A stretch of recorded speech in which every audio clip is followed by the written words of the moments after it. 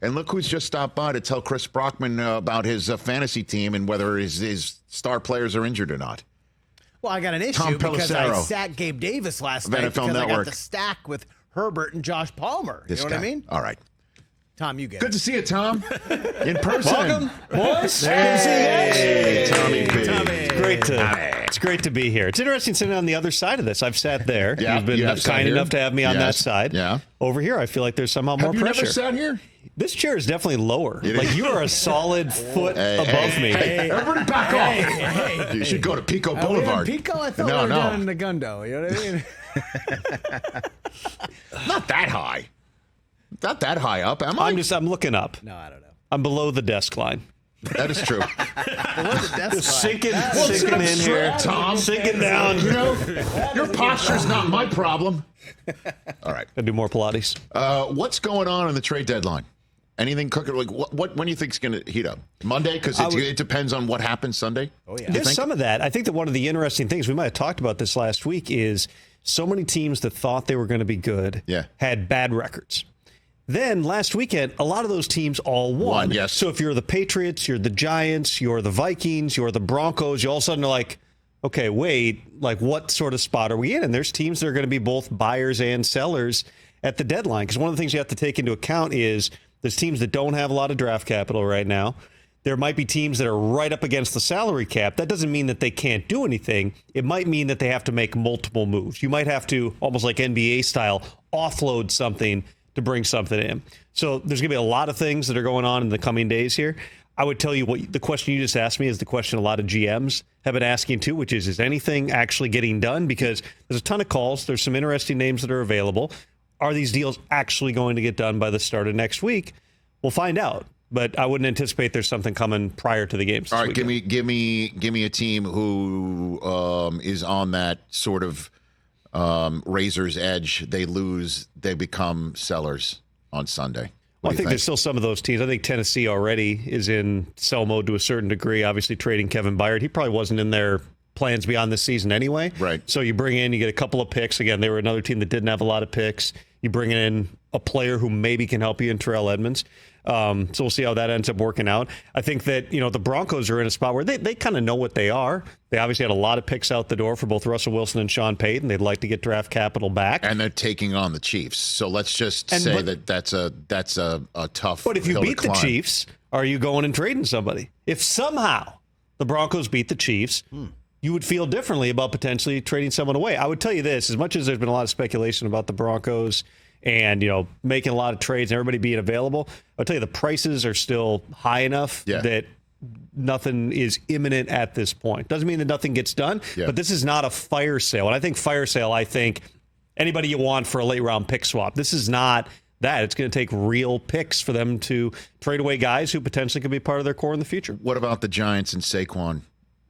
That seems to me a stretch. Right? Giants have told Saquon that they're not trading him. I don't think John Mara in any universe wants to trade Saquon Barkley. He envisions him being a core part of the future. You got to remember, they were trying to extend him back in last fall. They tried to extend him in March. They tried to extend him again at the deadline. And we really were thinking, at the deadline that something might get done based on where the numbers were. The deadline you're referring to, not a trade deadline, but the July 17th deadline, that something potentially would get done on the contract. For franchise players. So this is a player that they were trying to bring back. It's not as if this was just a nothing 1 year type of thing. Like Josh Jacobs, for instance, was in a different spot where there was really no offer until the day or two before July 17th and that deadline.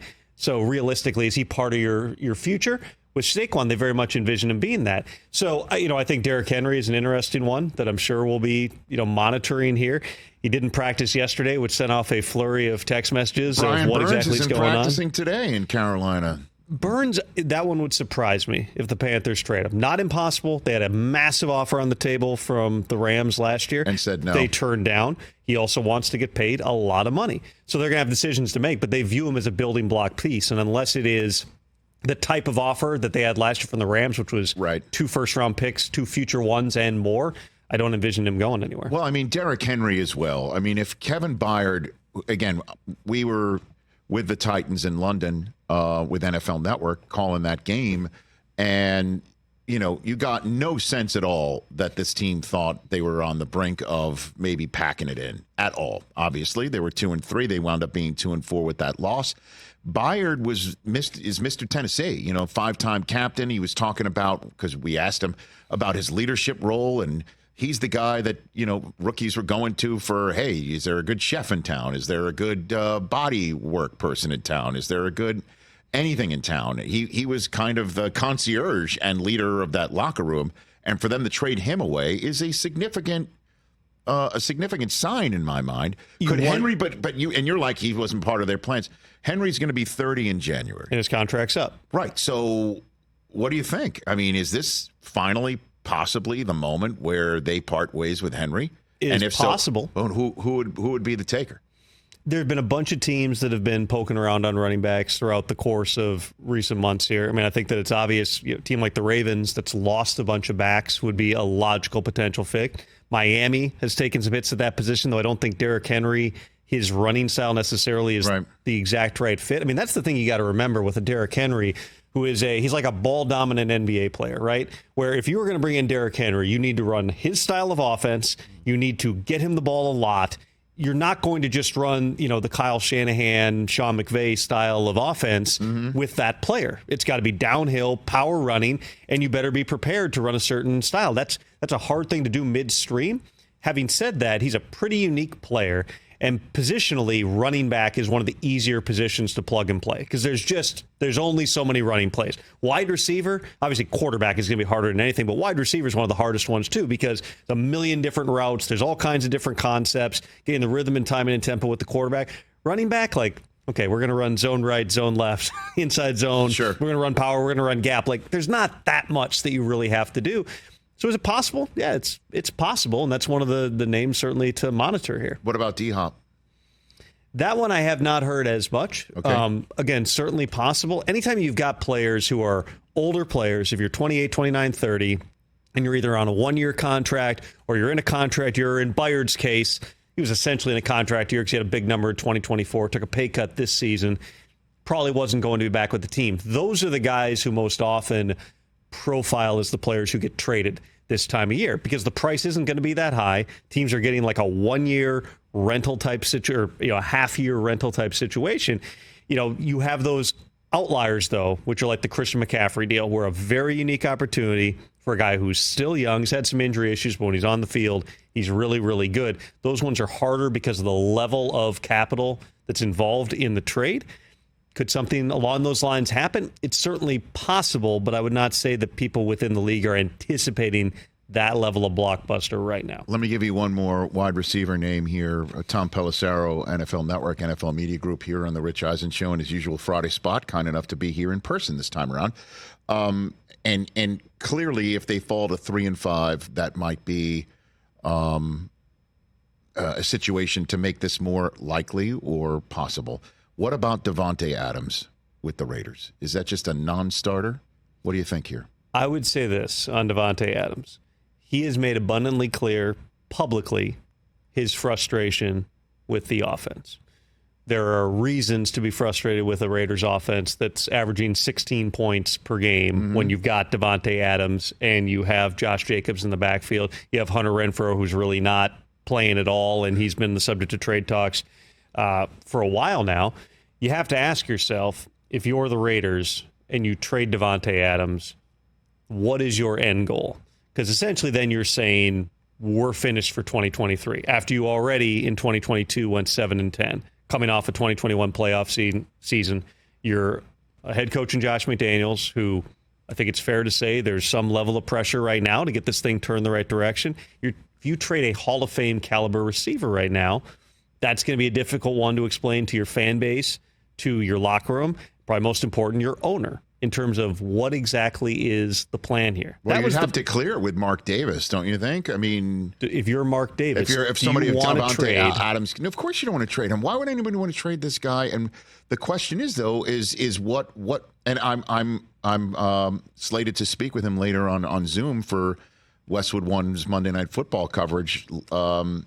later on today, and I can't. Are you wait asking me if you're going to be able to run that interview?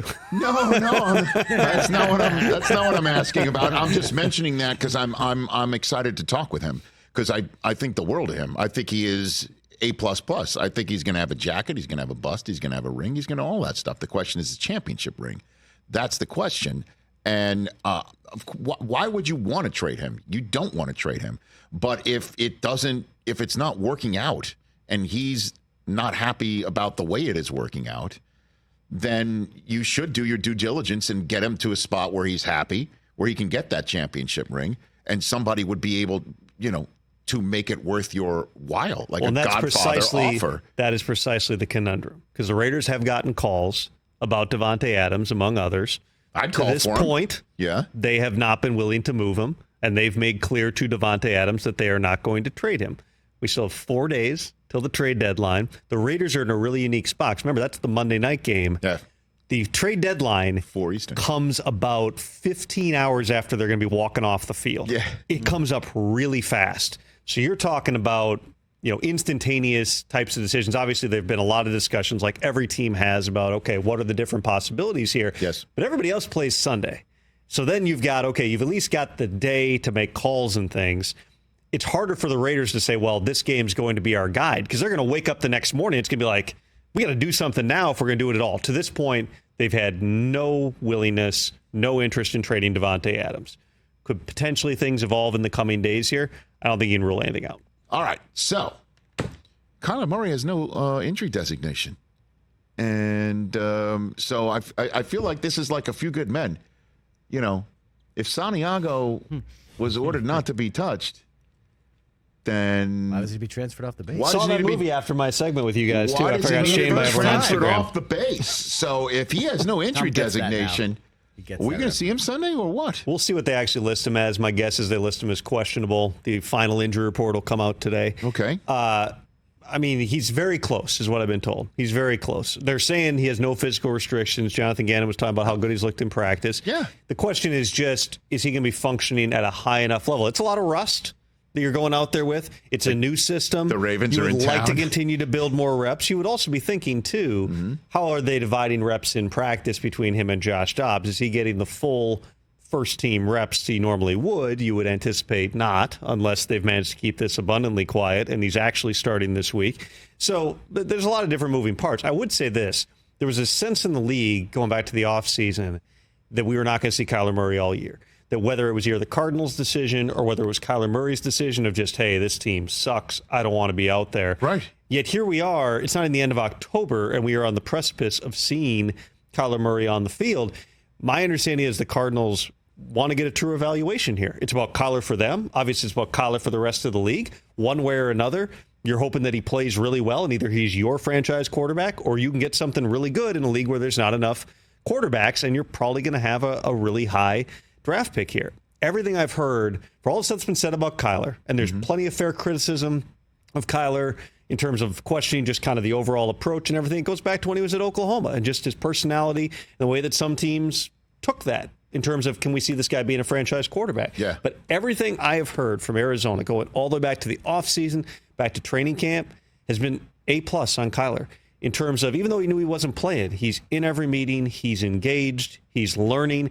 So maybe it's him and Jonathan Gannon. They got a little bit of, I think, some similarities in their personalities. Maybe that's a combination that's good for Kyler. Let's see. I'm fascinated to see. Drew Petzing, with a lot of challenges, including the quarterback who got there like a week before the season, has been done a pretty good job with that offense. And Gannon, for a team that knows they're overmatched, has done a really good job of getting those guys at least to go out there and play hard every week. Well, listen, if you had told anybody back in late August that the Cardinals would be 1-6 going into Week 8, it would be because Jonathan Gannon is totally lost based on, the way the videos came out of Arizona, the way he was talking to Rondale Moore, and then are you taking the bus, are you taking the yourself, you drive, all of that stuff would be just like, what is Jonathan Gannon doing? He's lost. The team doesn't respect him. They're not picking up what he's selling, and they are 1-6, but it's the exact opposite.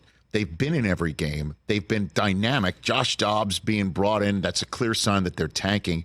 Now they're 1-6. They're bringing Budda Baker and Kyler Murray back.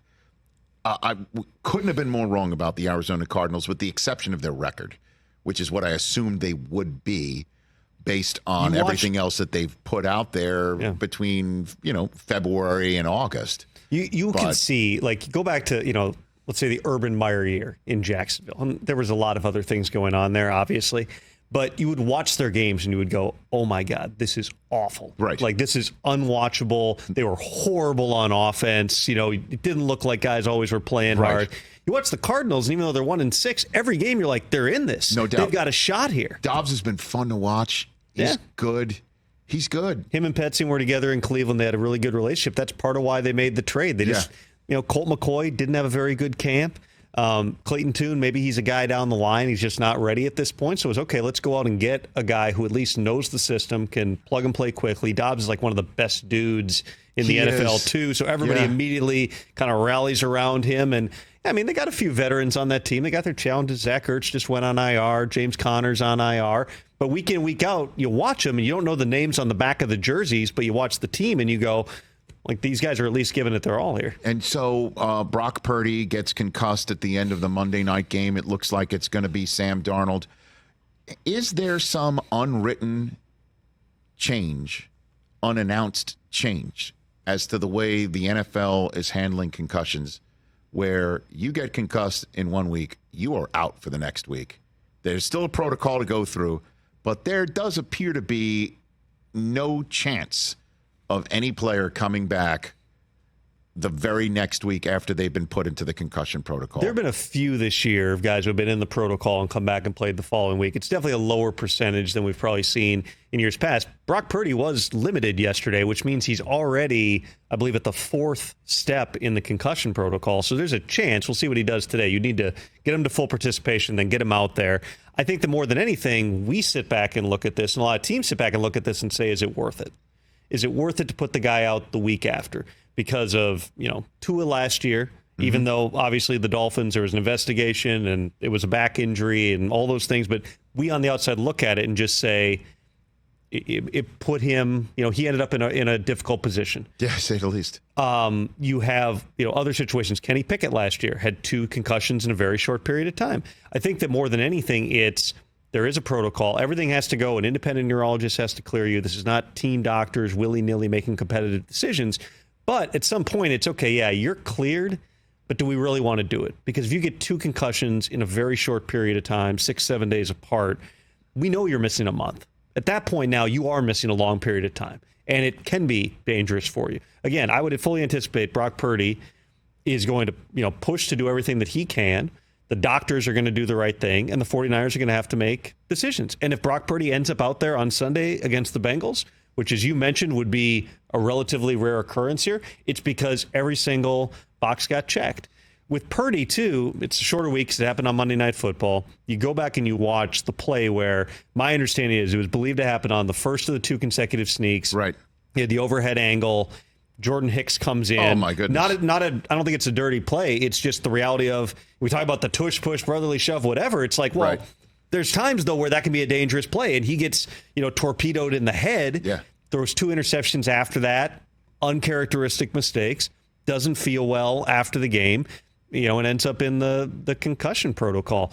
You look at those types of situations, and I think that they're being evaluated as thoroughly as they ever have.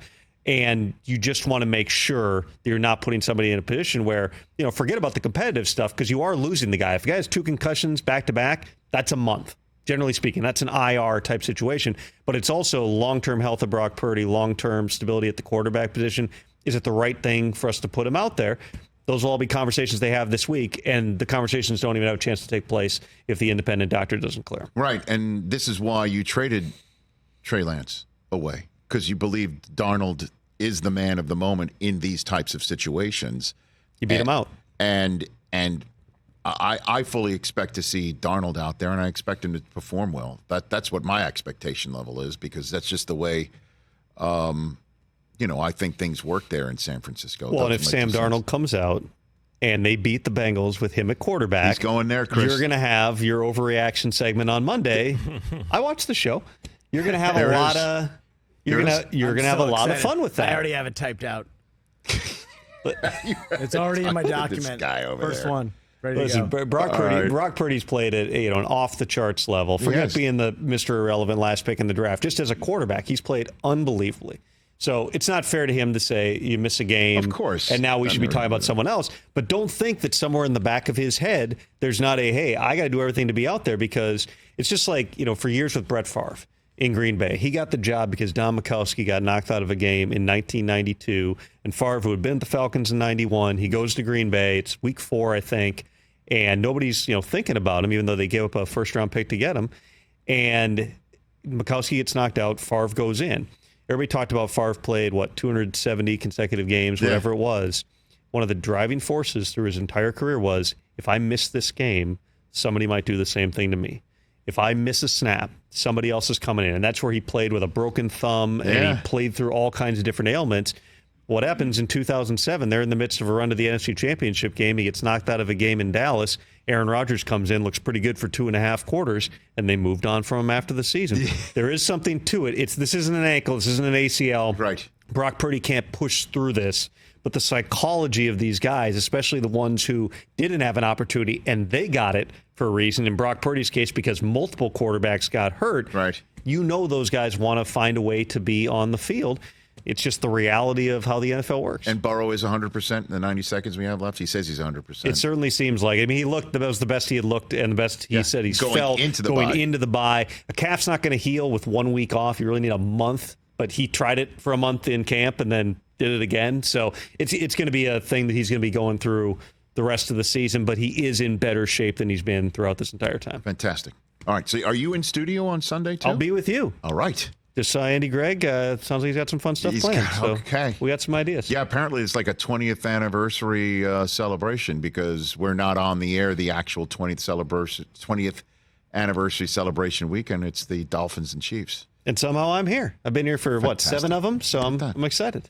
Fantastic. All right, anything else? We got about 90, 50 seconds to go. Anybody Bench else? all of them, Brockman. Questionable on your team? If you're going to take the wind out of my sails, I mean... Don't blame me. Jeez. What do you got? Last thing, too. I guess we were saying, would there ever be a penalty on a Hail Mary? Ever? I mean, you saw the two guys who were wrapping up the receiver last night, right? Everyone's like, how'd the ball hit the ground? Because two guys are pulling down one. If Godwin turns around, the Bucs are winning that game. Dude, and we're having a totally different conversation today. Right. Totally different. I guess shoot. We got 20 seconds. Are you concerned about Josh Allen's shoulder? He's been dealing with it for a couple of weeks. Right. He banged it up, but he's taken most of the reps. I mean, it's the quarterback's throwing shoulder. And it's a guy who likes to run, so it's something we'll be monitoring for sure. In the 90 seconds I have left, Tom Pelissero, the people you talk to, the scuttlebutt in this wide-open league, which team is the consensus best team, do you think, from people?